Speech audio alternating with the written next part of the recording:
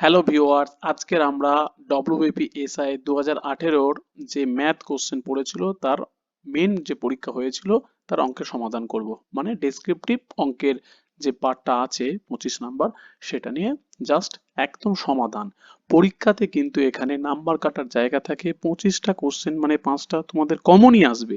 কিন্তু common question আসলেও কিভাবে সমাধান করব, কিভাবে লিখবো একদম মাধ্যমিক স্ট্যান্ডার্ডে, যাতে আমাদের একটা নাম্বার পর্যন্ত কাটতে না পারে। কারণ এমন একটা জায়গায় কাট আউট আসলো, তোমার হয়তো দেখা গেল 2 নাম্বার কম, দেখা গেল তোমার অঙ্কের ভাষা বা লেখার কায়দার ভুলের জন্য 2 নাম্বার কেটে গেছে। তো সেটা যেন মিস না হয়। দেখো কি বলেছে, ইংলিশ বাংলা একসাথেই আছে। একটি বাঁদর 1 মিনিটে দুটি দুটি বলছে একটি গোলাকার দণ্ডের 6 মিটার উপরে উঠতে পারে, কিন্তু পরের মিনিটেই 3 মিটার নিচে নামতে পারে। কত সময়ে বাঁদরটি 21 মিটার লম্বা দণ্ডের সর্বোচ্চ স্থানে পৌঁছাবে? কি বলেছে তার মানে? একদম আমি সলিউশনটা করে নিয়েছি যাতে বোঝাতে সুবিধা হবে, কম সময়ের মধ্যে হবে। কারণ এত লেখা তো লিখে লিখে করতে ভিডিওটা দেখা গেলো 40 মিনিট হয়ে গেল। দরকার নেই, তো তোমার তো অঙ্ক জানা, কিছু প্রসেসটা কিভাবে করব সেটাকে দেখে নেওয়া। শর্টকাট মেথড ভুল করেও অ্যাপ্লাই করবে না। দেখো বাঁদরটি প্রথম মিনিটে কি বলেছে, 6 মিটার উপরে ওঠে এবং দ্বিতীয় মিনিটে 3 মিটার নিচে নামে। তার মানে আলটিমেট এই প্রথম মিনিট আর দ্বিতীয় মিনিট, তার মানে কি হলো, দুটো মিনিট। তার মানে প্রতি 2 মিনিটে 6 মিটার ওপরে উঠছে আর 3 মিটার নিচে নামছে। তার মানে 6 থেকে 3 বিয়োগ দিয়ে দেবো, তাহলে 3 মিটার ওপরে উঠতে পারছে। লিখে লিখে, একদম লিখে লিখে। তারপরে বাঁদরটি যখন শেষ মিনিটে দ্বন্দ্বের সর্বোচ্চ স্থানে পৌঁছাবে, দেখো এইটা হচ্ছে কি আমার দ্বন্দ্ব। এবার যখন বাঁদরটা লাফিয়ে নামছে উঠছে নামছে উঠছে এইভাবে করতে করতে যখন এই বিন্দুতে টপে পৌঁছে যাবে, তখন তো আমার অঙ্ক শেষ, তখন তো সমাধান হয়ে গেল। সেই কারণে এই লেখাটা লিখে দিতে হবে, বাঁদরটি যখন শেষ মিনিটে দ্বন্দ্বের সর্বোচ্চ স্থানে উঠবে তখন আর নিচে নামতে হবে না। কারণ তোমার লক্ষ্য যখন পৌঁছে গেছো, ওখানে অঙ্কের সমাধান শেষ। তাহলে এই যে শেষ মিনিটের আগে বাঁদরটি কি হবে, 21 মিটার লম্বা, হ্যাঁ কি না? তাহলে 21 - 6 মানে 15 মিটার ওপরে এইভাবে কি হবে, উঠবে নামবে উঠবে নামবে উঠবে নামবে। তাহলে 15 মিটার পর্যন্ত উঠবে নামবে, সেটা তুমি স্পষ্ট করে লিখে দিলে। তারপরে কি লিখলে, দেখো 3 মিটারের উপরে উঠছে। আমরা কি দেখতে পাচ্ছি, এই যে প্রতি 2 মিনিটে 3 মিটার উপরে উঠছে। তার মানে এইটাকে যদি আমরা হাতিয়ার করি, তাহলে 3 মিটার ওপরে উঠতে সময় লাগছে 2 মিনিটে, আর 15 মিটার উঠতে সময় লাগবে তাহলে কত, ওই কি নিয়ম, 10 মিনিটে। তাহলে 10 মিনিট হয়ে গেল। তাহলে 10 মিনিটে আমার কত মিটার উপরে উঠছে, 15 মিটার উপরে উঠছে। আর আমরা এই লাইনটা লিখে দিয়েছি যে শেষ মিনিটে কি করবে, শেষ মিনিটে কি হবে, সে 6 মিটার উপরে উঠবে। কেন বলতো, প্রতি মিনিটে 6 মিটার করে ওপরে ওঠে। ব্যাস, তার মানে আলটিমেট হয়ে গেল 10 মিনিটে 15 মিটার উপরে উঠছে। ও না, এখানে লিখে দিতে হতো, ঠিক ঠিক এখানে লিখে দিতে হবে। কেন লিখে দিতে হবে, দেখো 15 মিটার উপরে উঠেছে এবং এখানে লিখতে হবে যে বাকি 6 মিটার কি করবে না, শেষ 1 মিনিটে উঠবে। ব্যাস, এইটা লিখে দিতে হবে। তাহলে দেখো বাঁদরটি সর্বোচ্চ স্থানে পৌঁছাবে, এদিকে 10 মিনিট আর এদিকে হচ্ছে গিয়ে লাস্ট এই 1 মিনিট, এটা লিখে দিতে হবে 1 মিনিট, তাহলে হয়ে গেল 11 মিনিট। তাহলে বাঁদরটি পুরো একদম উত্তর, এইভাবে উত্তর বা পাতি একদম যেভাবে উত্তর লেখো এইভাবে উত্তর লিখে একটা এরকম ভাবে দিয়ে দেবে, যাতে যে টিচার খাতা দেখবে সে যেন লেখে এটাই উত্তর আর কি। বাঁদরটি 21 মিটার লম্বা দ্বন্দ্বে সর্বোচ্চ স্থানে উঠতে কত, 11 মিনিটে পৌঁছাবে। ব্যাস, যেভাবে তোমার লাস্ট লাইন উত্তর চেয়েছে সেটা কিন্তু উত্তর আকারে পুরো লিখে দিতে হবে। নেক্সট কোশ্চেন কি বলছে, যে কোনো একটি জিনিসে লাভের পরিমাণ ক্রয় মূল্যের 320%। যদি ক্রয় মূল্য 25% বৃদ্ধি পায় কিন্তু বিক্রয় মূল্য অপরিবর্তিত থাকে। দেখো এটা তো শর্টকাট মেথড, অনেকেই জানে, করে দেবো। সেটা অন্য মানে কম্পিটিটিভের যেগুলো আমাদের অবজেক্টিভ ম্যাথ, এখানে কিন্তু এখানে ডেসক্রিপটিভ। জিনিসটির ক্রয় মূল্য ধরে নিতে হবে, এই কথাটা লিখতে হবে, ধরি ধরি বা মনে করি, লিখতে হবে, লিখতেই হবে যে এক্স এক্স এক্স লিখে শুধু তুমি ধরো এক্স লিখলে তাতেও নাম্বার কেটে নেবে। এক্স বলে কি হবে, মূল্যহীন, যেহেতু এটা একক আছে, কি একক আছে, টাকা, এটা লিখতে হবে এক্স টাকা। লাভের পরিমাণ ক্রয় মূল্যের 300, কোশ্চেনে যেটা লেখা আছে সেটা লিখে নিলে। লাভের পরিমাণ 320%, তাহলে বিক্রয় মূল্য কত হবে, ক্রয় মূল্য প্লাস ক্রয় মূল্যের 320%, পার্সেন্ট উঠে গেলে 100। ব্যাস, এইভাবে তুমি আরেকটা স্টেপ ভেবে লিখতে পারো যে লাভ ইজ ইকুয়াল টু এটা করে না তারপর যোগ করবে, আর নতুবা এইভাবে করলেও হবে। ঠিক আছে, তুমি এবারে এক্স, এবারে তুমি যদি বন্ধু মনে করো যে না এখানে একটা স্টেপ একবারে ডাইরেক্ট স্টেপ জাম্প করে ক্যালকুলেশন নাও করতে পারো, তুমি এটাকে করলে 320x/100 তারপরে যোগ করলে এটা, তাও হবে, কোনো অসুবিধা নেই, কিন্তু অতটা নয় আর কি। ঠিক আছে, কোনো চাপ নেই। ব্যাস, কিন্তু একেবারে স্টেপ জাম্পটা করা যাবে না, একেবারে স্টেপ জাম্প এটা যেমন হচ্ছে, ঠিক আছে, মাঝখানে একটা স্টেপ ঢুকে দিতে পারো, তাহলে জিনিসটির বিক্রয় মূল্য হয়ে গেল আমার এটা। ক্লিয়ার? কারণ ক্রয় মূল্যের সাথে লাভ অ্যাড করে দিলাম, হয়ে গেল বিক্রয় মূল্য।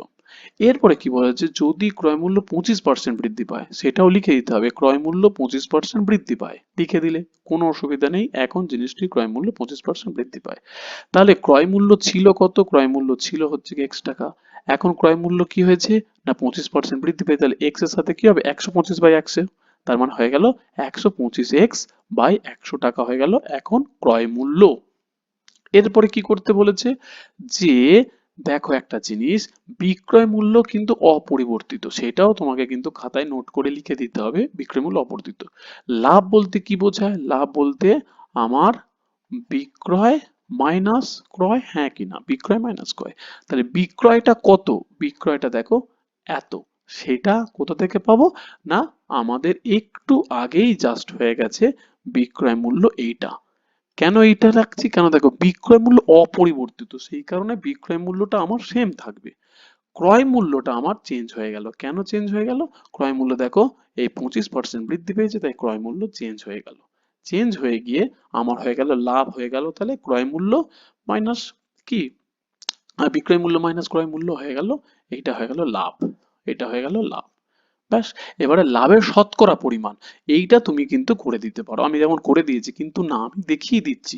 তাহলে এই যে লেখা আছে বর্তমানে লাভের শতকরা পরিমাণ, লাভের শতকরা পরিমাণ কি করে করে, লাভ ডিভাইডেড বাই ক্রয় মূল্য, এইভাবে কিন্তু করবে, ইনটু 100%, এইটা কিন্তু লিখবে, লেখার পরে তারপরে এই লাইনে যাবে। আমি তোমাদেরকে করে দিয়েছি এই কারণে এটা লিখিনি, তোমাদেরকে বোঝানোর জন্য যে এইটা কিন্তু লিখে দিতে হবে। তাহলে লাভ কত হলো, এই দেখো এইটা লাভ, এইটা বসিয়ে দিলে। ক্রয় মূল্য কত, ক্রয় মূল্য তো এখন যেটা ক্রয় মূল্য, কারণ ক্রয় মূল্য কি হয়েছে আমার তো বৃদ্ধি পেয়েছে, তাহলে ক্রয় মূল্য তো এইটা, তাহলে এই ক্রয় মূল্যের রেসপেক্টে দিতে হবে, ব্যাস, ইন্টু 100%। এরপরে তুমি কাটাকুটি করলে 236%। এরপরে উত্তর হিসাবে, এইভাবে উত্তর হিসাবে কিন্তু তোমাকে লিখিয়ে দিতে হবে, এখন লাভের শতকরা পরিমাণ 236%। নেক্সট কোশ্চেন, তিনটি সংখ্যার মধ্যে দ্বিতীয়টি প্রথমটির দ্বিগুণ এবং তৃতীয়টির তিনগুণ, তিনটি সংখ্যার গড় এত দেওয়া আছে, তাহলে ব্যাস, তাহলে কি করে করব, দেখো যে তিনটি সংখ্যা, এবার বুঝতে হবে তুমি যে কোনো একটা ধরতে পারো, কিন্তু যেটা ধরলে তোমার কাটাকুটির সুবিধা হবে। তাহলে প্রথমটির দ্বিগুণ, তাহলে দ্বিতীয়টি প্রথমটির দ্বিগুণ, তাহলে দ্বিতীয় সংখ্যাটি ধরে নিলাম 6x, সংখ্যা, সংখ্যার কোনো একক নেই, সেই কারণে তুমি এখানে টাকা পয়সা মিটার দেওয়ার দরকার, এখানে মিটার দেবো টাকা দেবো গতি কিচ্ছু দরকার নেই, কারণ এটা কি সংখ্যা, সেই কারণে তুমি কিন্তু শুধুমাত্র 6x ধরবে। এবার আগের অঙ্কের সাথে কিন্তু এটা গুলোলে চলবে না, কারণ এখানে আমার একক আছে টাকা, তাই টাকা লিখতেই হবে, আর এখানে কিন্তু সংখ্যা, তো 6x। প্রশ্ন অনুসারে কি বলেছে, দ্বিতীয়টি প্রথমটির দ্বিগুণ, হ্যাঁ কি না, দ্বিতীয়টি প্রথমটির কি দেওয়া আছে, দ্বিগুণ দেওয়া আছে, এবং তৃতীয়টির তিনগুণ দেওয়া আছে। তাহলে তাহলে প্রথম সংখ্যাটা কি হবে, যদি দ্বিগুণ হয় প্রথমটির, তাহলে দ্বিতীয়টা কি হবে, প্রথমটা কি হবে, দ্বিতীয়টার হাফ হয়ে যাবে, তাই 2 দিয়ে ভাগ করে দিলাম।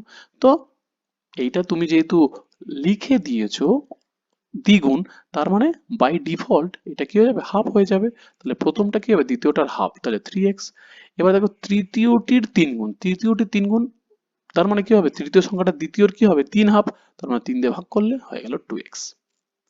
বোঝা গেল, তাহলে তিনটি সংখ্যার গড় আমার কোশ্চেনে দেওয়া আছে, যে এটা দেওয়া আছে, কিন্তু বাদ দেওয়া যাবে না, তোমার স্টেপ বাই স্টেপ একদম স্পষ্ট করে লিখে দিতে হবে।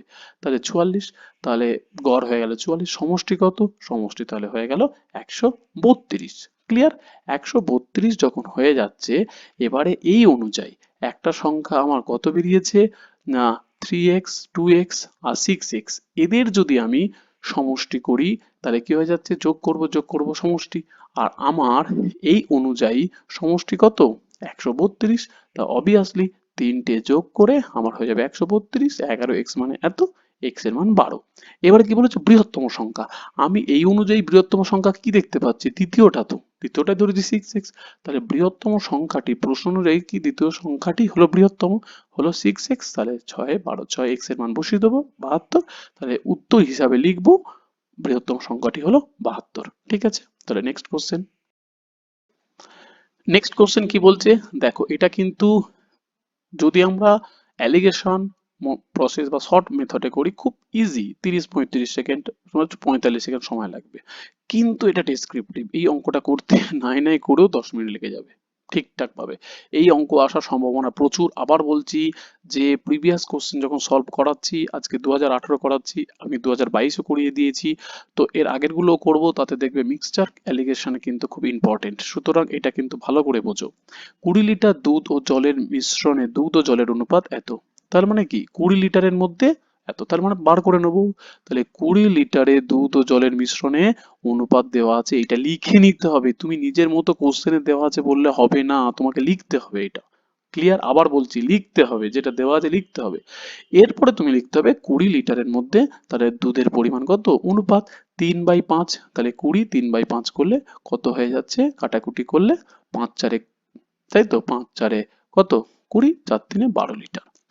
20 লিটারের মধ্যে জলের পরিমাণ তুমি আবার অনুপাত আকারে ভগ্নাংশ করে করতে পারো। আদারওয়াইজ যেহেতু তোমার 20 লিটার, তার মধ্যে তুমি তো 12 লিটার পেয়ে গেছো, তাহলে 20 থেকে 12 বিয়োগ দিয়ে দিলে 8 লিটার, এইভাবেও করতে পারো, কোনো অসুবিধা নেই।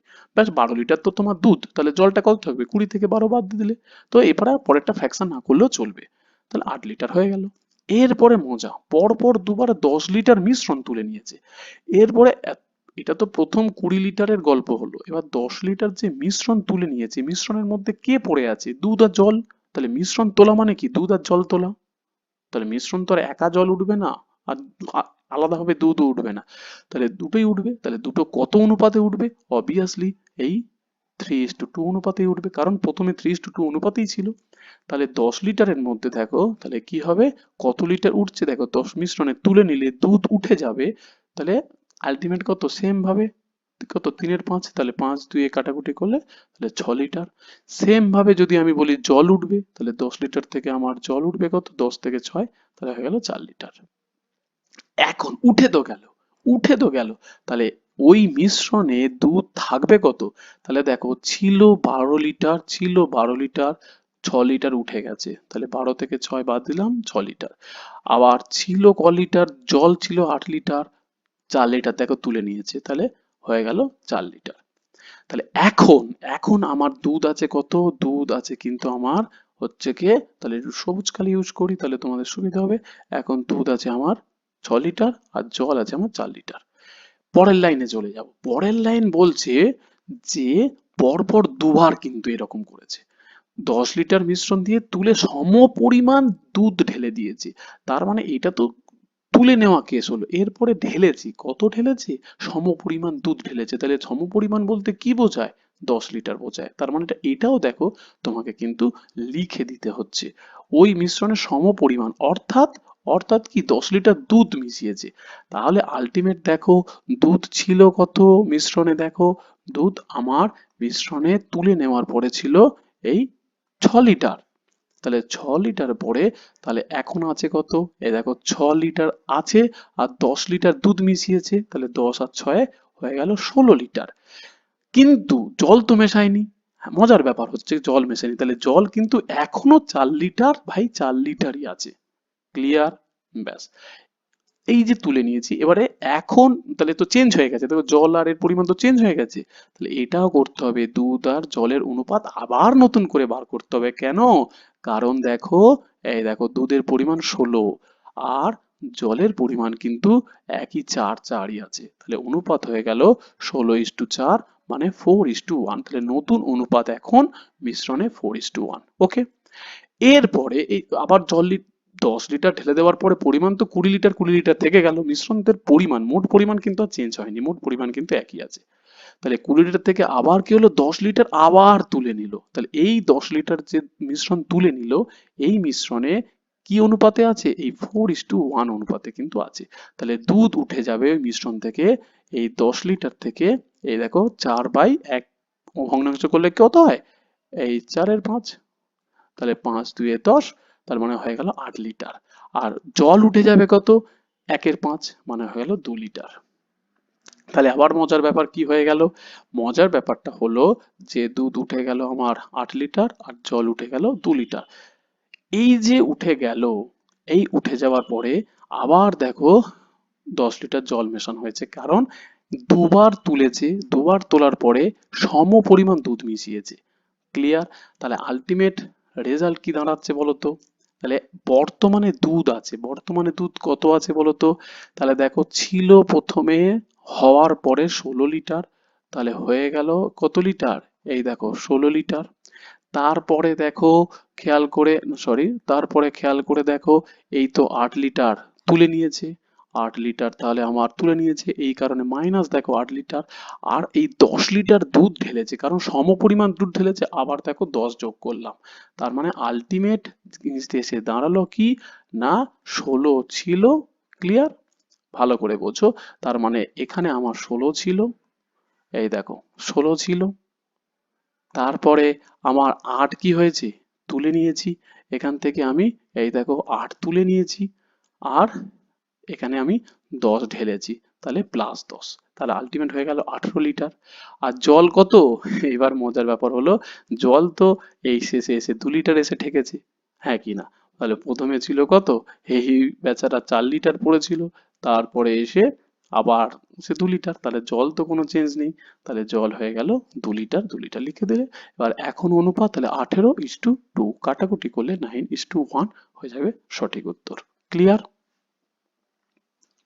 নেক্সট কোশ্চেন দেখো, কোনো পরীক্ষায় পরীক্ষার্থীদের 60% ইংরাজিতে, 50% গণিতে কৃতকার্য হয় এবং 20% উভয় বিষয়ে অকৃতকার্য হয়।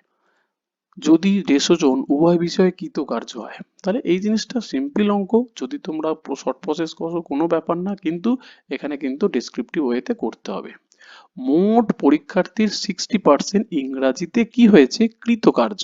তাহলে 60% ইংরাজিতে কৃতকার্য, কৃতকার্য যদি 60% হয়, তাহলে অকৃতকার্য কত? 40%। সেটা কিন্তু ভাই একটু লিখে দিতে হবে, তাহলে আরো ভালো হবে। ক্লিয়ার? ইজিক্যাল টু, দাঁড়াও একটু তাহলে ব্যাকে যাই। ব্যাপারটা বোঝা গেল?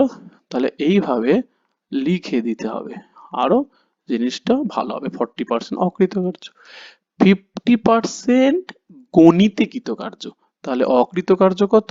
100 - 50, তার মানে তাহলে, ও সরি সরি সরি, এখানে কেন লিখবো, নিচেরটাতে লিখবো তো, কারণ তুমি লিখে দিলে 50% গণিতে কৃতকার্য, তাহলে অকৃতকার্য কত? তাহলে 100 - 50, তার মানে হয়ে গেল 50% অকৃতকার্য। তাহলে কৃতকার্য তো কোশ্চেনে দেওয়া আছে, অকৃতকার্যগুলো তুমি বার করে নিলে বিয়োগ করে। তাহলে দুটি বিষয় মোট অকৃতকার্য, দুটি বিষয়ে, তাহলে ইংরেজিতে অকৃতকার্য কত? 40%, আর অঙ্কেতে অকৃতকার্য 50%, দুটো যোগ করলে কত হলো? 90%। এরপরে এটা তো আলাদা আলাদা ভাবে ভালো করে বুঝো, এই 40%টা আলাদা করে ইংরাজিতে, এই 50%টা আলাদা করে অঙ্কতে, কিন্তু উভয় বিষয়ে, মানে কিছু জন আছে দুটোর মধ্যে বাটা ঢুকে গেছে, তাহলে আলাদা করে অকৃতকার্য 40%, আলাদা করে অকৃতকার্য গণিত 50%। কিন্তু কিছু ব্যক্তি আছে পরীক্ষার, তারা উভয় বিষয়ে ঢুকে গেছে, তাহলে কি করব? তাহলে উভয় বিষয়ে আমার কিন্তু অকৃতকার্য কোশ্চেন অনুযায়ী 20%, আর দুটি বিষয়ে যে কোনো একটি, দুটির মধ্যে মোট অকৃতকার্য, মানে দুটো ঢুকে আছে, ইংরেজি আর গণিত ঢুকে আছে 90%, আর বোথ দুটোর মধ্যে ঢুকে আছে 20%, তাহলে এইটা আমি কি করব? মোট অকৃতকার্য পরীক্ষার্থীর সংখ্যা তাহলে কি হবে? 90 থেকে 20 বাদ দিয়ে দেবো, তাহলে আলটিমেট হয়ে গেল মোট অকৃতকার্য পরীক্ষার্থীর সংখ্যা। বোঝা গেল? তাহলে 90টা কি আলাদা আলাদা করে দুটো মিলিয়ে ঢুকে আছে, আর 20টা কি উভয়ের মধ্যে ঢুকে আছে, তাহলে মোট, তাহলে অকৃতকার্য 70%। তাহলে মোট যদি অকৃতকার্য 70%, তাহলে মোট কৃতকার্য কত? 100 থেকে 70% বাদ দিয়ে দেবো 30%। তাহলে 30%, এখানেই দেখো লেখা আছে 150 জন উভয় বিষয়ে কৃতকার্য। উভয় বিষয়, উভয় এখানে অবশ্য লিখে দিতে হতো আর কি, উভয় বিষয়, উভয় বিষয়, তাই না? উভয় বিষয়, তাহলে 30%, তাহলে 30% ভ্যালু তাহলে 150 জন, 100% কত? তাহলে 100% হয়ে গেল কত? 500 জন। তাহলে উত্তর হিসাবে লিখে দিলে। এখন প্রশ্ন হচ্ছে এই যে পার্সেন্টেজের খেলা খেলছি, এখন কোথাও এই যে 100% মানে যে মোট পরীক্ষার্থী 500 জন কোথাও লিখিনি, তাহলে অবভিয়াসলি নাম্বার কাটবে, অবভিয়াসলি নাম্বার কাটবে। তার মানে এটাই বোঝানোর, তাহলে লিখতে হবে যে ধরি, ধরি মোট পরীক্ষার্থী, ভালো করে বলছি, পরীক্ষার্থী, পরীক্ষার্থী কত? 100%। তুমি যে এতক্ষণ ধরে আবার আমি যে অঙ্ক করলাম পার্সেন্টেজ করে করে 100% ইজিক্যাল টু কত করে নিলাম, 500 জন করলাম, তারপরে দেখো এখানে 100 থেকে বাদ দিলাম, কি এগুলো কি? তাহলে এখানে লিখতে হবে মোট পরীক্ষার্থী 100%, তারপরে তো তুমি যেটা অ্যান্সার বার করলে তবে হবে অ্যান্সার। যদি না লেখো চোখ বন্ধ করে আমি খাতা দেখলে 1 নাম্বার কেটে নেবো, সিম্পল ব্যাপার। তো 5 নম্বর কোশ্চেন হয়ে গেল। এরপরে আমার আসছে 6 নম্বর কোশ্চেন। কোনো একটি পরিবারের গমের আটা, মাংস ও তরিতরকারি খরচ এইটা, যদি ওই জিনিসগুলোর মোট মূল্য 20%, তার মানে কি হচ্ছে, এটা কি আটা 20% বৃদ্ধি পেয়েছে, আটা। মাংস তাহলে 30% কি হয়েছে, মাংস বৃদ্ধি পেয়েছে। আর তরি তরকারিতে কি হয়েছে না, বৃদ্ধি পেয়েছে 50% দাম। তাহলে মোট খরচ শতকরা বৃদ্ধি পাবে কত? এটা দেখো পেনে অঙ্ক করেছিলাম, কারণ কিভাবে সলিউশন করতে হবে তার একটা আমি মানে একটা ওয়ে বলে দিয়েছিলাম, সেই কারণে। তার মানে অনুপাত কি দেওয়া আছে, 12, 17, 3। 12, 17, 3 যদি হয়, তার মানে আলটিমেট গম 12x, মাংস 17x, আর তরি তরকারি 3x। তাহলে মোট কত হয়ে গেল, না মোট হয়ে গেল 32x। ক্লিয়ার? আটার পরিমাণ 20% বৃদ্ধি পেয়েছে, তোমার কোশ্চেন অনুযায়ী তাই 20% বৃদ্ধি পেয়েছে। তাহলে ছিল কত, ছিল হচ্ছে গিয়ে 12x, তাহলে ছিল 12x, 12x এর সাথে 20% বৃদ্ধি পেলে হবে কত, খরচ হবে কত, 120%। 20% এর সাথে 100 যোগ করে 120%। তার মানে তুমি কাটাকুটি করলে 14 পয়েন্ট, তুমি 100 নিচে রাখতে পারো, কোনো অসুবিধা নেই। আর আমি এখানে রাখিনি, দশমিক করে দিয়েছি, কোনো চাপ নেই। তাহলে হয়ে গেল 14.4x। মাংসের খরচ 30% বৃদ্ধি পেয়েছে, আমার কোশ্চেনে তাই আছে, মাংসের খরচ 30% বৃদ্ধি পেয়েছে। তাহলে ছিল কত, ছিল দেখো 17x, হ্যাঁ কি না, ছিল 17x। তাহলে 17x এর সাথে 30% বৃদ্ধি পেলে 17 ইন্টু 130%। তাহলে কাটাকুটি করবো 22 পয়েন্ট কত হয়ে গেল, 1x। তরি তরকারি খরচ আমার কি হচ্ছে, 50% বৃদ্ধি পেয়েছে। তাহলে 50% যদি বৃদ্ধি পায়, তাহলে সিমিলারলি তাহলে 50% ছিল কত, 3x। তাহলে 3x এর সাথে আমার 50% যদি বেড়ে হলো কত, 150%। তাহলে 150/100 হলে 4.5x। তাহলে কি হলো এখন, এখন তাহলে হয়ে গেল এইটা x, 22.x, 4.5x। তাহলে মোট হয়ে গেল কত, 41x। তাহলে ছিল কত, ছিল দেখো আমার 32x, এখন বৃদ্ধি হয়েছে কত, 41x টাকা। প্রত্যেকটা কিন্তু লিখতে হবে। তাহলে এই টাকা কিন্তু, সরি লিখতে হবে কিন্তু, এগুলো এগুলো লিখতে হবে, ঠিক আছে, টাকা কিন্তু লিখতে হবে। ব্যাস। এবার খরচ বৃদ্ধি হয়েছে, তাহলে 32x ছিল, হয়েছে 41x, বৃদ্ধি পেয়েছে কত, এই দেখো 41 থেকে 32 বাদ দিলাম 9x। তাহলে খরচ বৃদ্ধি শতকরা হার কত, তাহলে 9x টা উপরে, আর ছিল কার উপরে বৃদ্ধি পেয়েছে, যেটা ছিল তার উপর, তাহলে ডিভাইডেড বাই 32x বাই 100। তাহলে কাটাকুটি করে হয়ে গেল 28.125। একদম দেখো 3 ডিজিট পুরোটাই নিতে হবে। তাহলে উত্তর হিসাবে লিখতে হবে পরিবারের মোট খরচ 28.125%। ব্যাস, অ্যান্সার শেষ। তো এইভাবে আমরা কিন্তু প্রত্যেকটা যা যা আরো আছে 3টে প্রিভিয়াস ইয়ারে আমরা কিন্তু সলিউশন করব। ওকে।